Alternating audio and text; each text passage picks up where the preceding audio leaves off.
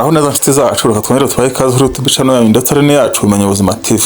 Uyu munsi noneho ntago bisanzwe kuko tugiye gufatanyiriza hamwe kwifuriza isabukuru nziza mugenzi wacu, mushuti wacu, muvandimwe wacu Ernest. Ariko mbere yuko dutangira, niba uri mushya kuri YouTube channel, kora subscribe, like, share na comment, ubundi YouTube yacu ikomeze itere imbere. Reka dutangire.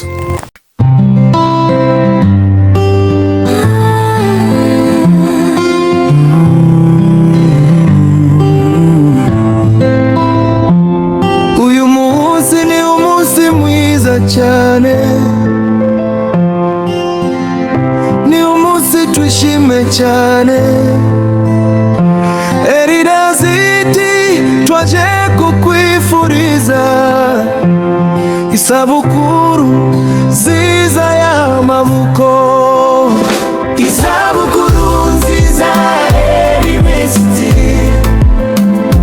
Imana iguhe ubuzima bwiza, ibyishimo n'amahoro ubihorane, turagukunda cyane Eridaziti. Twishimiye ko wageze kuri uyu munsi, Imana yakurinze mu minsi yose, turayishimira ko ikomeje kukurinda, ikaguha imigisha myinshi kandi izakomeza ikurinde. Isabukuru nziza Eridaziti, Eridaziti, Imana iguhe ubuzima bwiza, ibyishimo n'amahoro ubihorane, turagukunda cyane Eridaziti.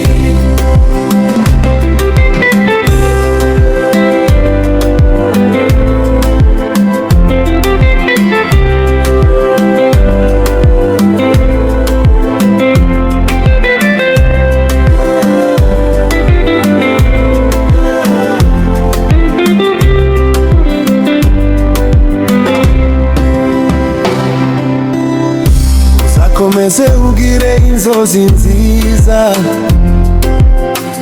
ugire amahirwe mu byo ukora,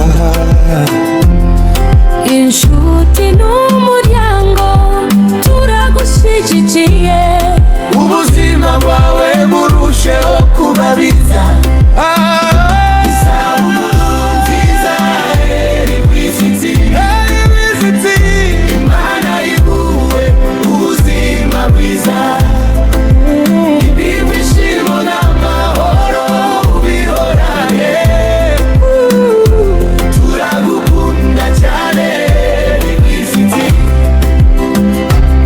Uyu munsi turishime cyane kubera ko ari umunsi wawe w'amavuko,